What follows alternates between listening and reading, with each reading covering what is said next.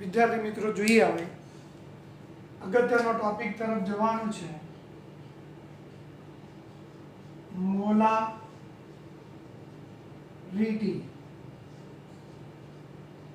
Molarity એટલે capital એમ. Molarity એટલે capital એમ. જોઈએ પહેલા વ્યાખ્યા. 1 લિટર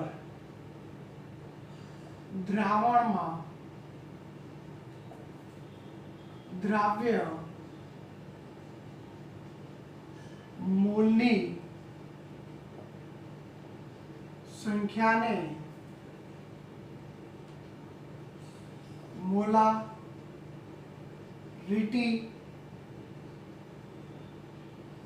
મોલારિટી કહે છે. જો સૂત્ર પ્રમાણે જાવ એટલે વધારે સમજાશે. મોલારિટી એટલે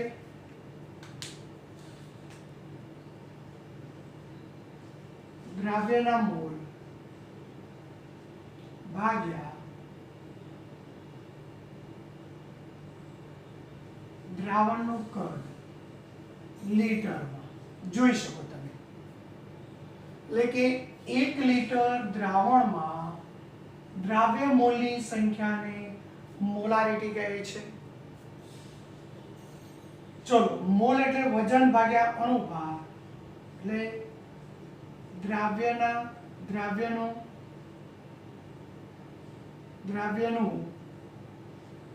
વજન ભાગ્યા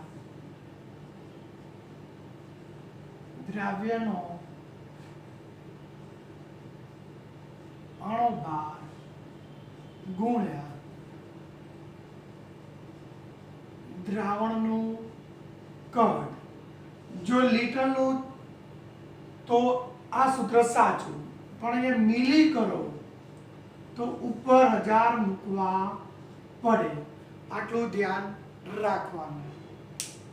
હવે તમને બીજું સૂત્ર ખબર છે W/V બરાબર. તો શું? દ્રાવ્યનું વજન ભાગ્યા દ્રાવણનો અણુભાર ગુણ્યા 100. બીજું સૂત્ર છે W/V બરાબર W/W ગુણ્યા D. તો જો અહીંયા દ્રાવ્યનું વજન આ જો એટલે આટલું બતાવે છે. જો દ્રાવ્યનું વજન દ્રાવણનું કદ આવશે. દ્રાવણનું કદ ગુણ્યા 100 એટલે એની જગ્યાએ લખાઈશું W/V લખાય. વધ્યા શું? 10 અને નીચે દ્રાવ્યનો અણુભાર. એક આ સૂત્ર થાય. હજુ સૂત્ર બનાવવું હોય તો આની જગ્યાએ આ પણ લખી શકાય. તો શું થશે? W/W D. આની જગ્યાએ લખ્યું આપણે ગુણ્યા 10 ભાગ્યા અણુભાર. એટલે મોલારિટી માટેના આટલા સૂત્ર યાદ રાખવાના છે. ચલો, મોલારિટીનો એકમ શું થાય? એકમ તો આના પરથી જ ખબર પડે. મોલ પ્રતિ લિટર. મોલારિટીનો અર્થઘટન આપણે જોવાનું છે. 2 મોલર NaOH નો અર્થ શું થાય? 2 મોલર NaOH નો અર્થ મતલબ 1 લિટર દ્રાવણમાં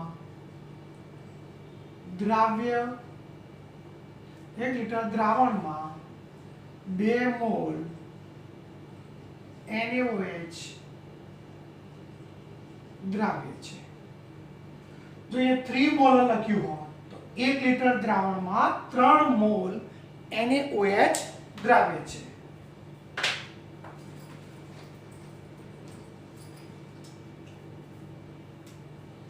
તો આ રીતે આનું અર્થઘટન તમારે કરવાનું છે. હવે જોઈએ આપણે मोलालिटी मोलालिटी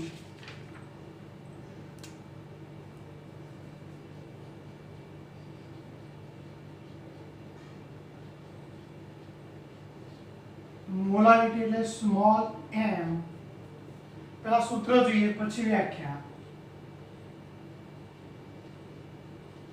દ્રાવ્યના મોલ ભાગ્યા દ્રાવકનું વજન કિલોગ્રામમાં થઈ ગયું. તો આનો મતલબ શું થયો? 1 કિલોગ્રામ દ્રાવકમાં દ્રાવ્ય મોલની સંખ્યાને મોલાલિટી કહે છે. ચલો આનું બીજું સૂત્ર બનાવો. શું થાય? દ્રાવ્યનું વજન. જો યાદ રાખજો વજનની જગ્યાએ દર લખવાનો હોય છે, પણ દર પણ મોટા ભાગે આપણે વજન શબ્દ લખી નાખીએ છીએ એટલે આપણને થોડીક તકલીફ પડે છે, ધ્યાન રાખવાનું. તો અહીંયા વજનની જગ્યાએ દર લખો તો પણ ખોટું નથી. તો દ્રાવ્યનું દર, અહીંયા દ્રાવકનું દર લખો એ સાચું, પણ આપણે અત્યાર સુધી બોલતા આવ્યા મગજમાં એક જ નાખ્યું કેજી એટલે વજન, કેજી એટલે વજન, એટલે પ્રોબ્લેમ છે આપણને. દ્રાવ્યનો અણુભાર ગુણ્યા દ્રાવકનું દર. જો ગ્રામમાં લો તો ઉપર 1000 આવશે. ચલો આની જેમ આમાં સૂત્ર બનતા નથી. મોલાલિટી માટે મોલાલિટીનો એકમ શું થશે? મોલ પ્રતિ કિલોગ્રામ. ચલો 2 મોલર NaOH નો અર્થ શું થાય?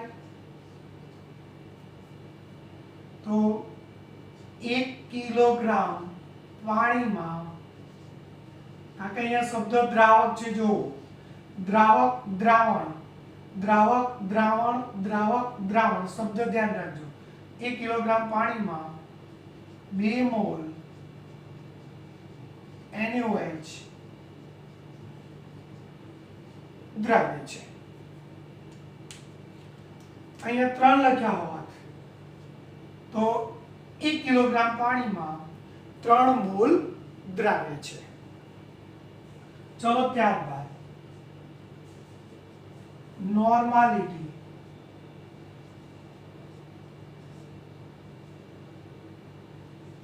નોર્માલિટી ને n કહેવાય.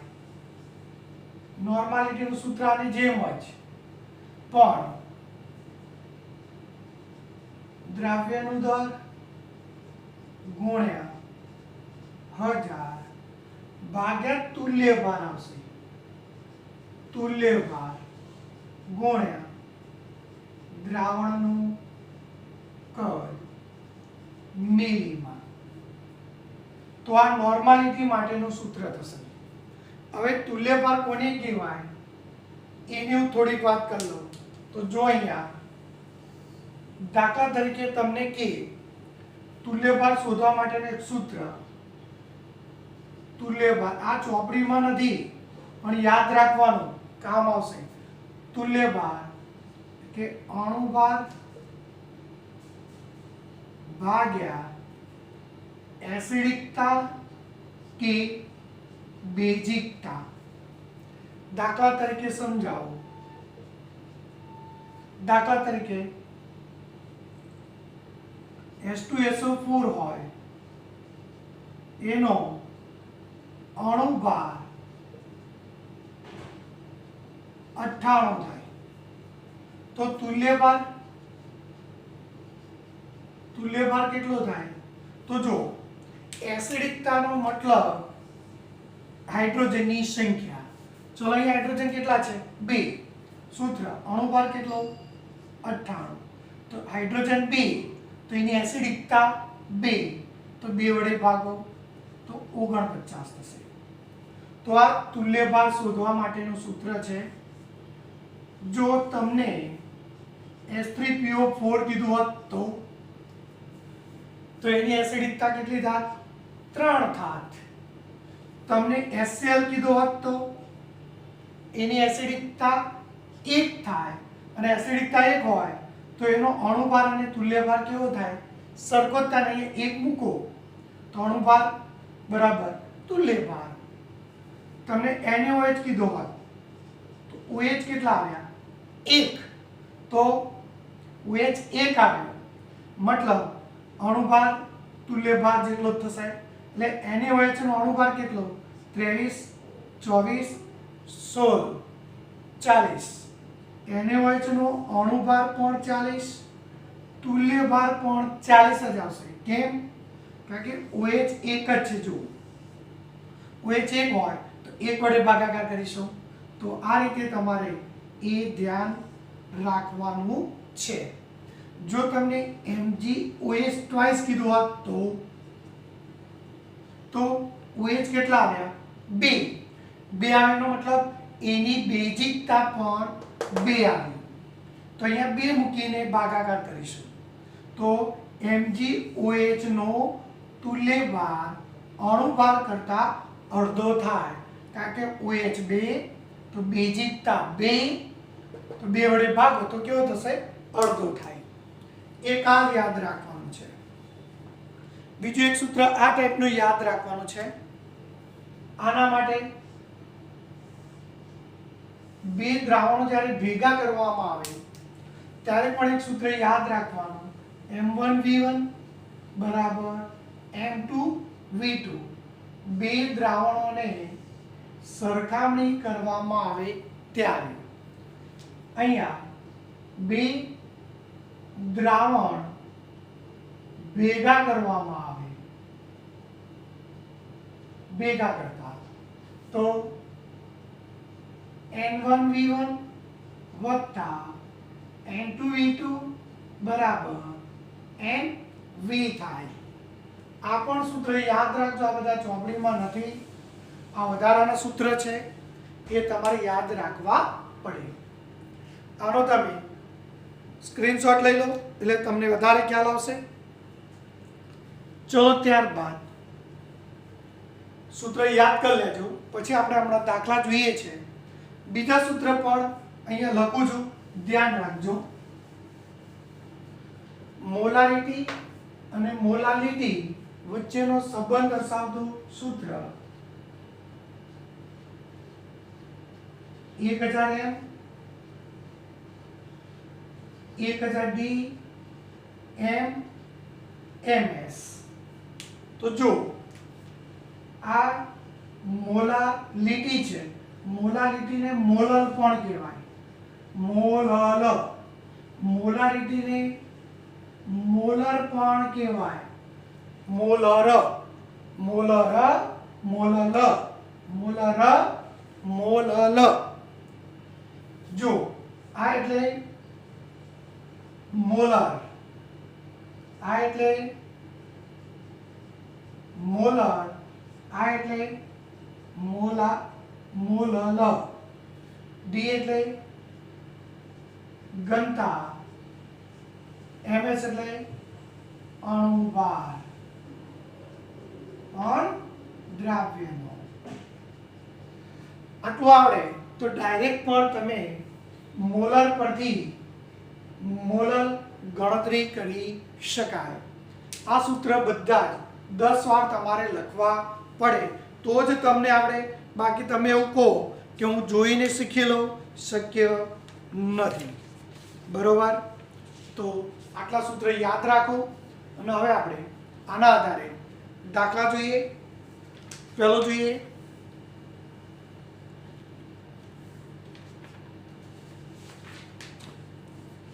કોયડો 1.7. ચલો આટલું યાદ કરી લેજો. હવે બધા દાખલા તમને સમજાવવાનો પ્રયત્ન કરું છું, પણ આ આવડતા હશે સૂત્ર તો જ તમને દાખલા આવડશે. હવે એવું કીધું છે કોયડો 1.7. હું રકમ બોલું છું, તમારી ચોપડીની રકમ જોડે રાખવાની. 1.7 માં એવું છે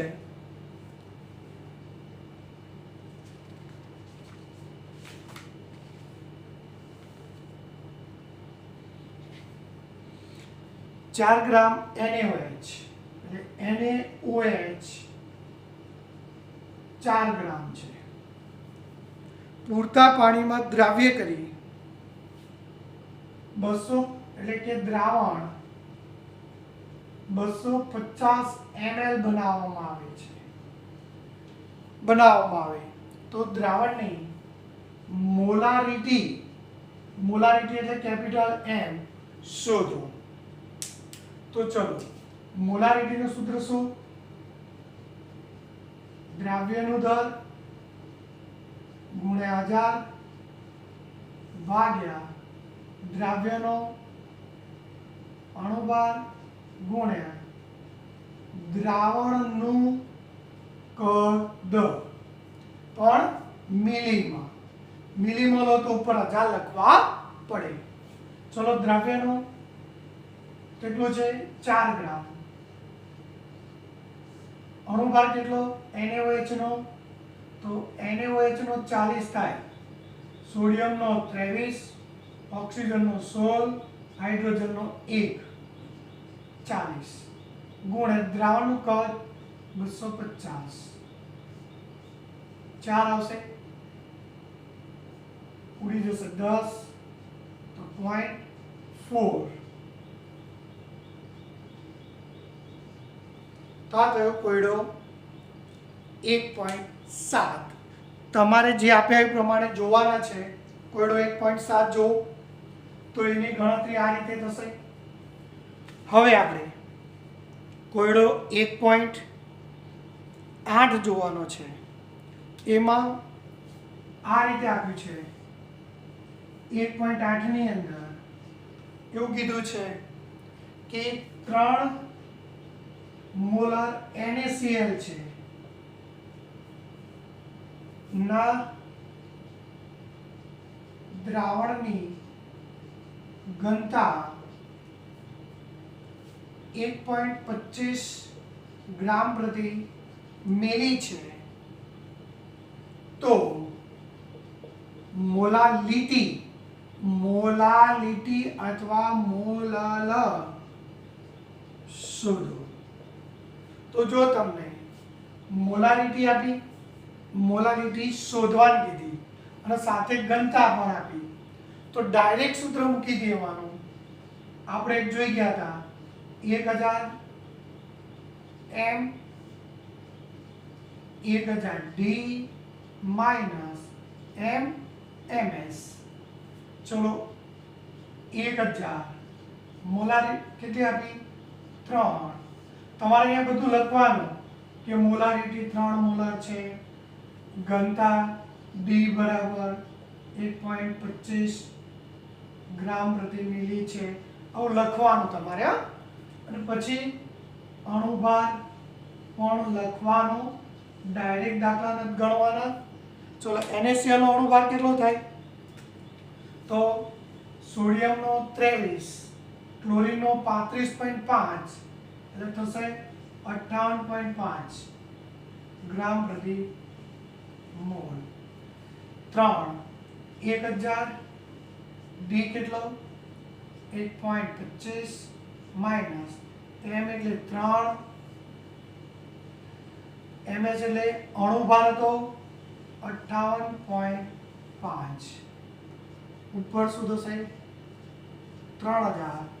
અહીંયા ગુણાકાર કરો તો 1250 માઇનસ 175.5, ગુણાકાર ભાગાકાર કરી નાખો જે થતો હોય તો 2.79 થઈ ગયો. સ્મોલ m નો એકમ ગ્રામ પ્રતિ મોલ પ્રતિ કિલોગ્રામ. જો મોલારિટી હોત તો મોલારિટીનો એકમ શું થાય? મોલ પ્રતિ લીટર. આનો એકમ મોલ પ્રતિ લિટર, તો આનો એકમ શું થશે? મોલ પ્રતિ કિલોગ્રામ. થયો કોયડો 1.8. મહત્વના બે હતા, ધ્યાન રાખવાનું છે.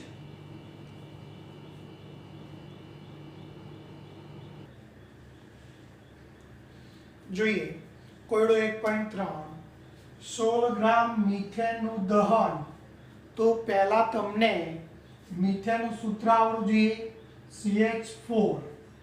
મિથેનનું દહન એટલે ઓક્સિજન સાથે જોડાય અને કોઈ પણનું દહન થાય એટલે કાર્બન ડાયોક્સાઇડ અને પાણી મળે, આટલું ધ્યાન રાખવાનું. હવે સમીકરણને સંતુલિત કરો. કાર્બન 1 તો CO2 1 જ મોલ મળશે, હાઇડ્રોજન 4 તો H2O 2 મોલ મળશે. જો તો 2 દુ 4 થયા. તો આ રીતે કાર્બનને આધારે CO2, હાઇડ્રોજનને આધારે પાણી મળશે. અહીંયા જેટલા હાઇડ્રોજન હશે એનાથી અડધા આગળ મૂકવા પડશે. બીજું, હવે ઓક્સિજન જોવાનું છે. તો અહીંયા ઓક્સિજન 2 અને આ 2 4 થયા. આ 2 છે તો આગળ 2 મૂકવા પડશે. હવે મોલની વાત કરીએ અહીંયા, તો શું થશે?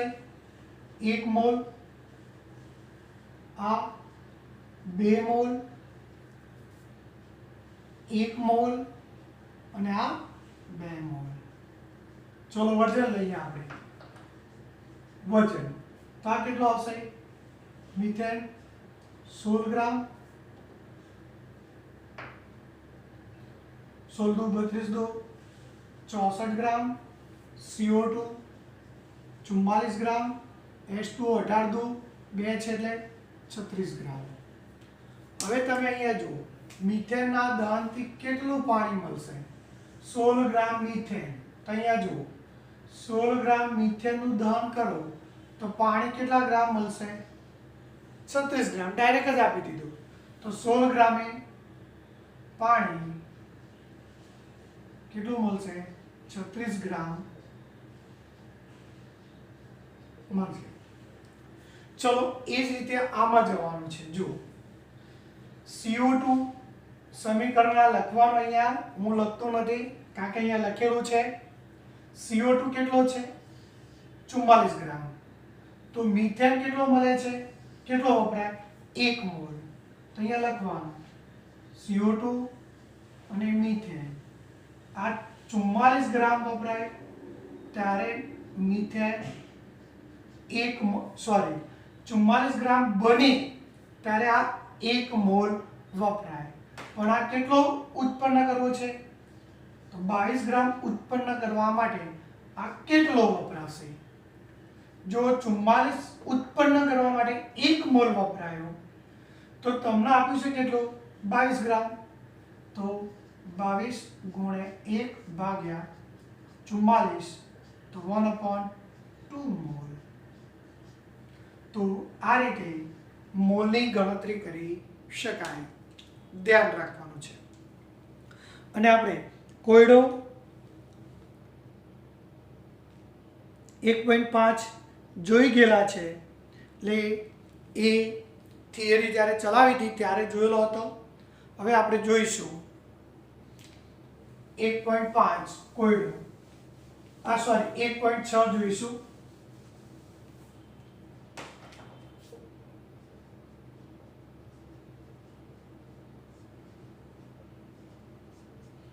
એમાં એવું લખ્યું છે, પદાર્થ A 2 ગ્રામ ને 18 ગ્રામ પાણીમાં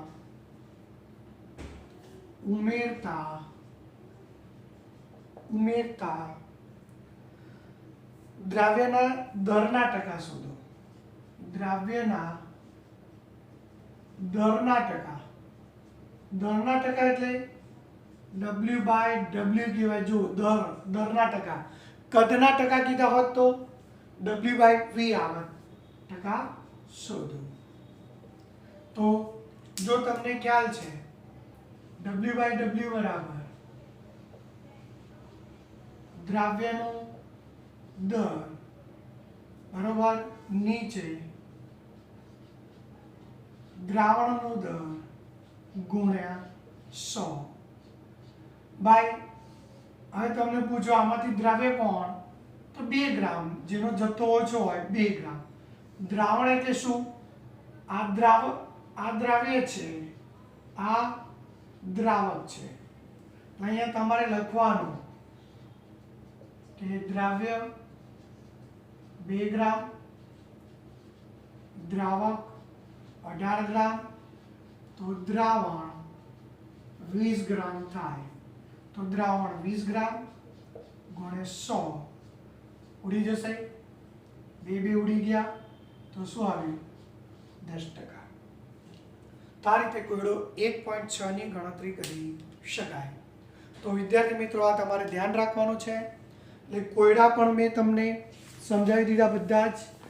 ચોપડીને ફોલો ના કરતા, ચોપડીમાં મેથડ થોડીક અઘરી છે, એટલે આ ગણતરીને ધ્યાનમાં લેવાની છે.